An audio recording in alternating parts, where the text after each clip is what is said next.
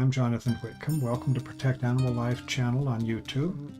Many years of research expeditions, interviewing people, my associates and I have come to a firm conclusion that not all species of pterosaurs are extinct. There are a very small, select few species which are still living. This is a book written by Fred Silcock. I was fascinated by what I learned in it about barn owls, Tyto Alba, for example. Barn owls found worldwide, in particular in Australia. Well, the author sent me a free copy of his book. Some barn owls, at least under certain circumstances, not all the time, and that could be rare, and it could be that not all barn owls do this, but they have a bioluminescence that apparently they can control when they're very hungry. At least maybe it's an automatic response. So let's get to Marfa. Over the years, I occasionally get a sighting report from Texas, apparent modern pterosaur, in various parts of Texas. And occasionally, not as often, I'll get a report of a strange flying light that Eyewitness thought may be related to these glowing Ropens that might have the bioluminescent glow. And in at least one case I can remember, the eyewitness in Texas said he saw both the glow and the shape, the actual wings of a flying creature. So the concept that Ropens have a bioluminescent glow is not restricted to Papua New Guinea or the Southwest Pacific or Australia, anything like that. Not at all. There's at least one species worldwide that still can glow, and my associates and I believe that this is related to the ancient traditions about fire-breathing dragons, but we'll get in that to another video. But tonight we're going to concentrate more on Marfa Lights. What is this? I had one of the largest newspapers in the country, and we went through this the other day with newspaper articles about modern pterosaurs and Marfa Lights, and oh boy, that was skeptical. And another newspaper I didn't mention, it was a smaller newspaper, making fun of me, ridicule galore. They're flying dinosaurs in western Texas that glow at night, Of course, you can make it as weird as you want, if you're going to ridicule somebody.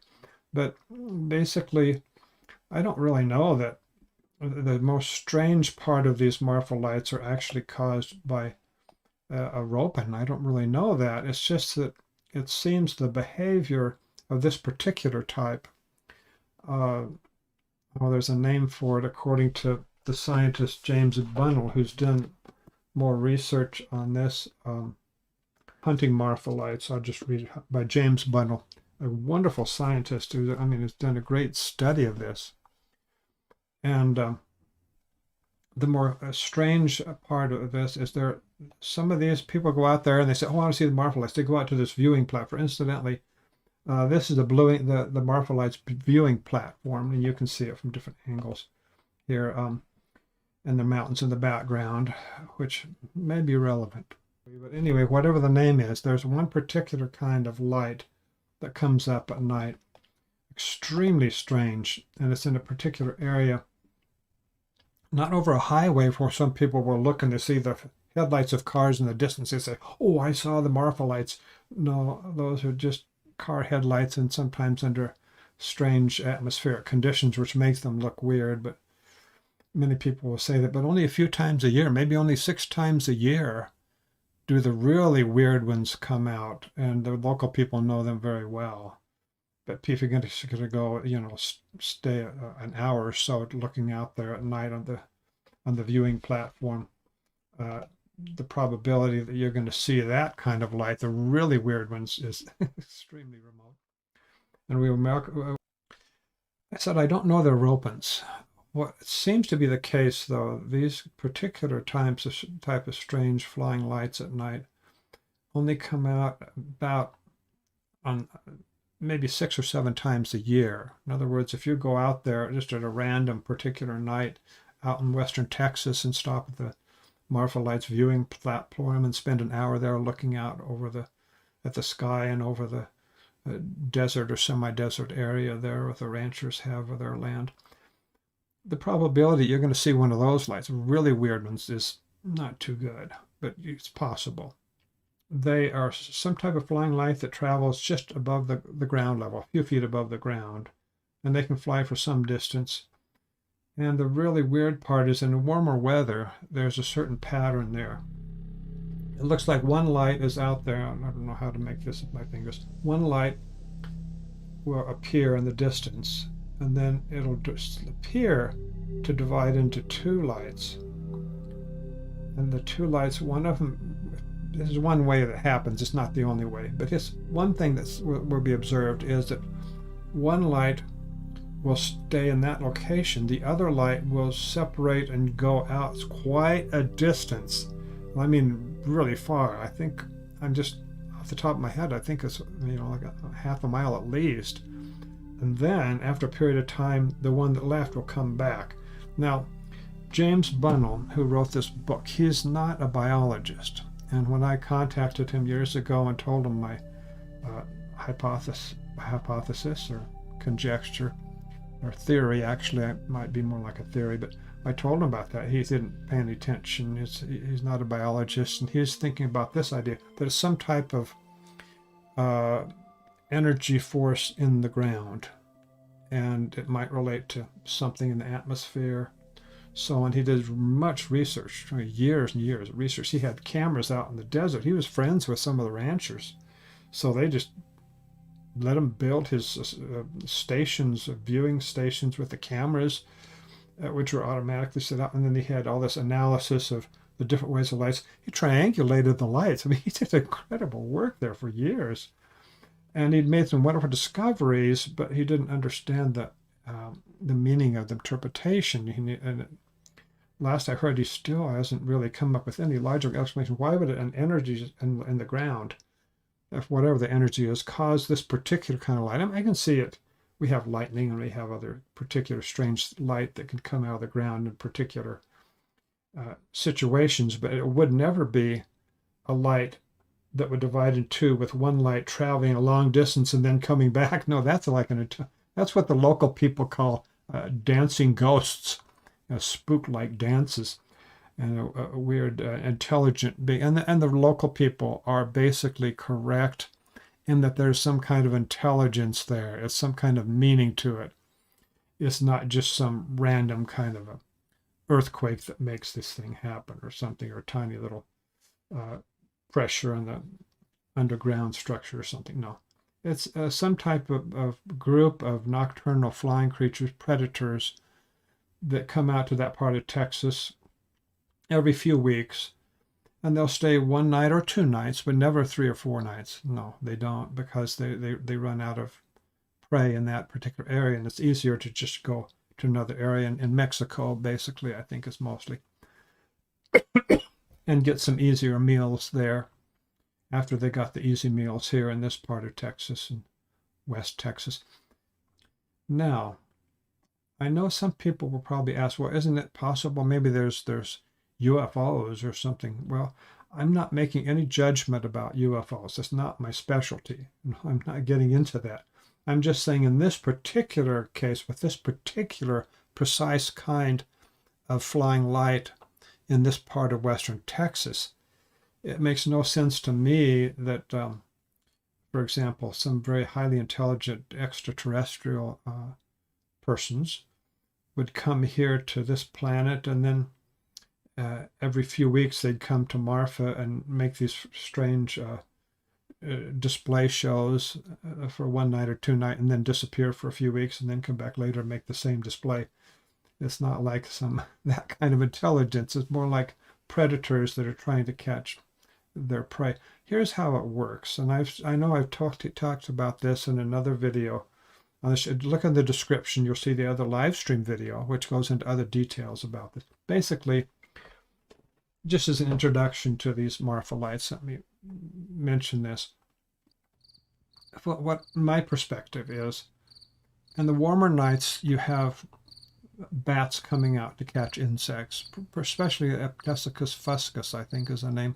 Eptesicus fuscus, the big brown bat, and it's common in some areas, including at least some areas of Texas. Very common bat in North America, and it's a good size. For North American bats, it's a pretty good big bat. I mean,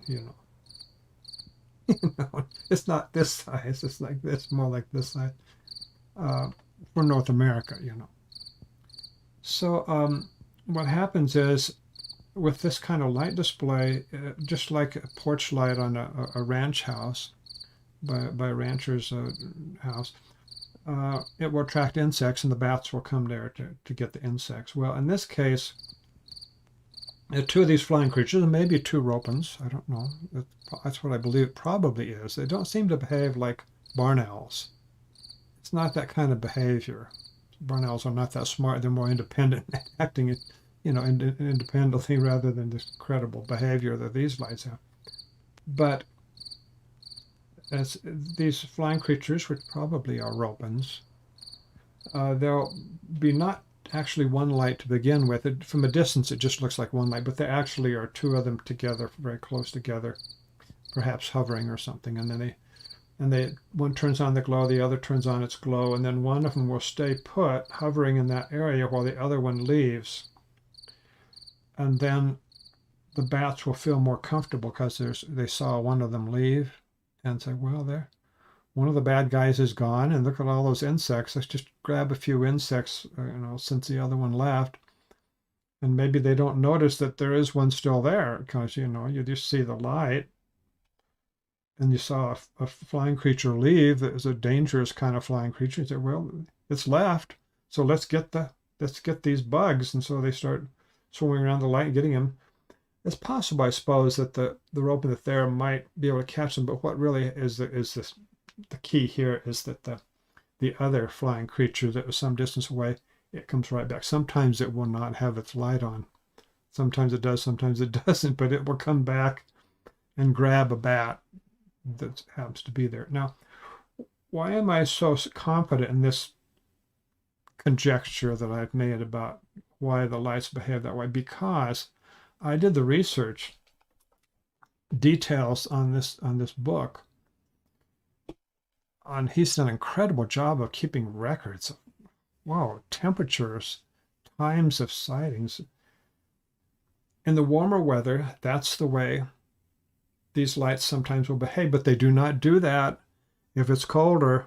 It doesn't make any difference exactly, precisely according to the time of year, because sometimes you'll have a little cooler day in the spring or fall or something, and sometimes you'll have a day that's warmer than usual, even though it's not normally warm. But he kept track of the temperatures on precise dates, and he kept the records, and he put it in his book.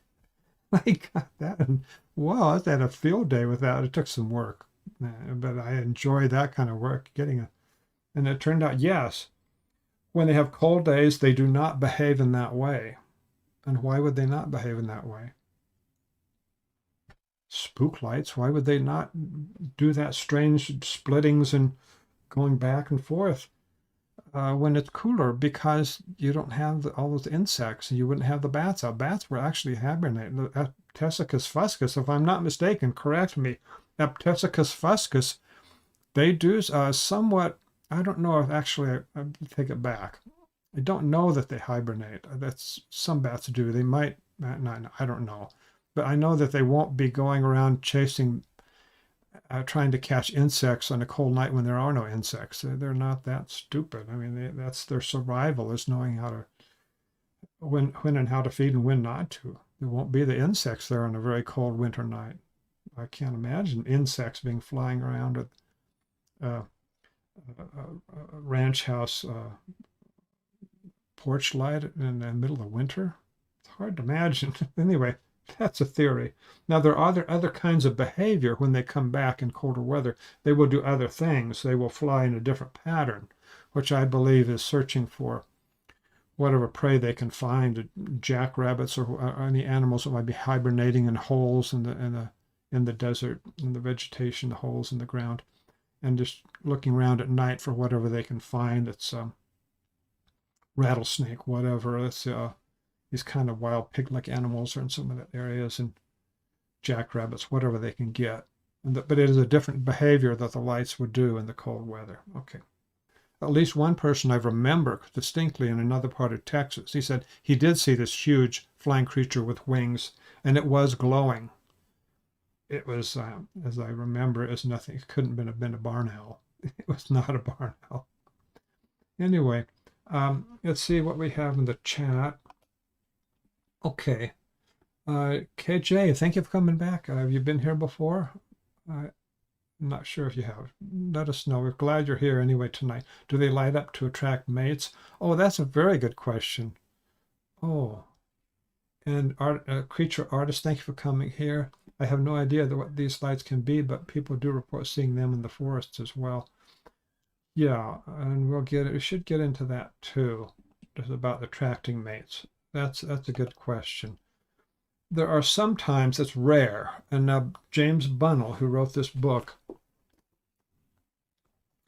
it's a blue, has a lot of blue in it, so it disappears because I don't use blue. I have a green shirt, not a blue shirt, because of the background here. It's a technical issue.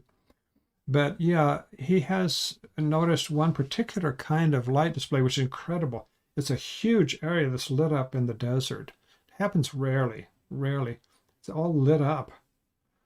And he was giving me that as if it was an explanation how it couldn't be living things. It couldn't be biological. But actually, I suspect that is mating ritual or whatever they have to find a mate or whatever on the rare occasions. So they will make this display, and I'm speculating, but what else could it be? This huge area of light that comes on in a very remote desert, and it's very large areas. I believe that is what they're doing. They're having just showing off how much light. I have a bright light. I'm the best Ropen here, choose me, that kind of thing. I believe that's what it is. But they are rare, which you would expect for this type of behavior to attract a mate. And the much more common is the kind of things which I believe are the finding food. We do have them. In Mexico, we have sighting reports, of pterodactyls. A lot of reports in Mexico. Many persons apparently have seen these, and some of them are large, some of them are dangerous, and some of them the Mexicans, locals just kill them, shoot them as much as they can, get rid of them. But this group, I believe, it does spend part of its time not just doing nothing in Marfa, Texas, in the mountains, but actually going out to Mexico and doing the same thing that they do here. They don't, of course.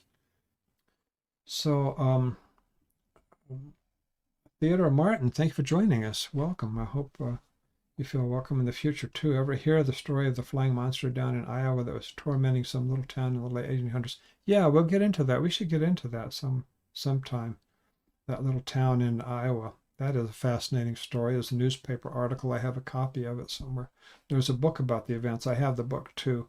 I'm not going to leave my desk here with the camera to get the book, but I have the book on that. Interesting. Yeah, I believe it was a case of more than one bioluminescent pterosaur in that case too. But we'll get into that in another video. But what happened was at least one person shot at it and several times, and sure he hit the thing, but they never found the body, and then they assumed that, he killed it because he's a good shot. But this is at nighttime, and it could have wounded the wing, but then they say, he must have killed it. And then it came back. It came back to life. Ooh, you can't kill it. Well, it's assumptions of people that are scared and they don't know what it is. It's something weird that they've never known about before. No, it was just another creature, another one, probably a mate or something, and that came back another night, and quite possibly not the same animal that was shot at. Anyway, we'll get into that another time. The best I can remember, it was for sale on Amazon. Yeah, I'm pretty sure it's on Amazon. Thing lived in an old mine. That's true. It was a mine. The townsfolk shot up the things as they came out of the mine. They left. Something sort of like that. A little bit like that. But spook lights is something that occurs in other parts of the United States. Now, I can't tell you anything about a broad perspective about these spook lights, ghost lights in North America and the United States in general, because you have to look at the details of what people observe and exactly what they see. Some of them could be Tyto Alba, the common barn owl that has some bioluminescent glow capability. And for those of you just come on, this is a book that's on the bioluminescent glow of barn owls. Not all of them glow in modern times. I believe anciently, practically all barn owls had the capability to emit a glow. That's why the lower feathers, under feathers on the wings are white, so that the light can get through. But in modern times, in recent centuries, it's just they've been so successful that they've lost, for most part, they've lost much of that capacity to emit that whatever secretion or whatever it is that causes the glow. That's my opinion. It's also the opinion of this researcher who's done a lot of research in Australia. He's in a lot of cases where people see what they call a great owl in Australia, the barn owl. Yeah, the spook lights, if they act like a barn owl hunting, that's what it is. If it flies that way and kind of slow and kind of weaving as it goes a little above the ground, a few feet above the ground, that's a barn owl. That's what it is. If you see the other type, like these strange Marfa Lights, it's not a barn owl. And just you have to pay attention to those details, exactly how it's flying, how fast it's flying, and so on, and those kind of details.